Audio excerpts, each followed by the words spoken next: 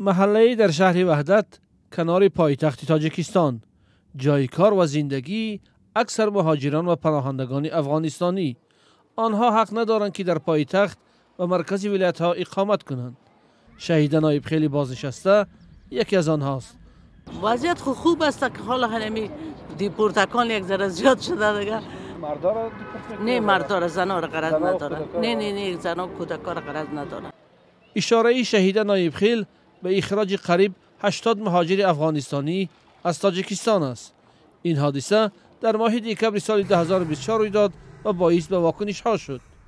کمیسریت عالی سازمان ملل در امور گریزه ها از دوشنبه خواست که این کار را بس کند، چون مخالف قانون درباره گریزه هاست. اینجا کسی به اسناد آمده نمیتونه، کل قانونی آمده. اینجا کل به اسناد قانونی داره. کارتای سرخ گرفتن، کل کارتای سبز گرفتن. به قانونی خو اینجا هیچ کس آمده نمیتونه. در یک نشست مطبوعاتی در ماه فوریه، رئیس مرکز تحقیقات استراتژیکی تاجیکستان راندن بعضی از پناهندگان افغانستانی را به قاعده های بود و باش پیوند داد.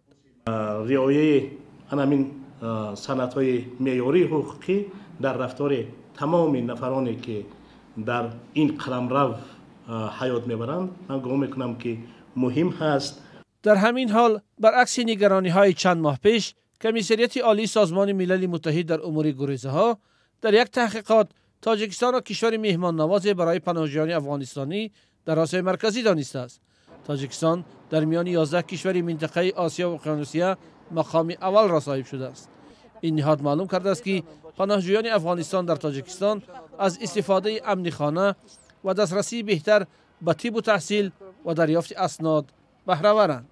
سهولت هایی که موجود است در بعد تحصیلی، هر پناهنده افغانستان اگر بخواهد چی در مکتب چی در دانشگاه یا در هر نهاد تحصیلی که به تحصیلات خود ادامه بده، هست فرصت ها، سهولت ها، بسیار راه آسان و شیوه مناسبی و درستی است که میتونه وارد تحصیل شود. و این در بخش کار و پیشبرد زندگی، گرچند شاید در بعضی ساحه ها بعضی محدودیت ها باشه، ولی در کل در ساحه های کارخانه های شخصی و دیگر ساحه ها میتونند که آزادانه کار کنند.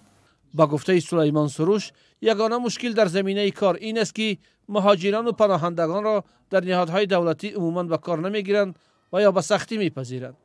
در تاجیکستان بنا به آمار رسمی و غیر رسمی بیش از 10,000 مهاجر و پناهنده افغانستانی قرار دارند. تعداد آنها پس از دوباره به قدرت رسیدن طالبان در افغانستان به شدت زیاد شده است. مهاجران و پناهجویان افغانستانی اساساً در شهرهای حصار، وحدت، ناحیه‌های رودکی و شهر نو و جلالدین بلخی و جبار رسولوف زندگی می‌کنند.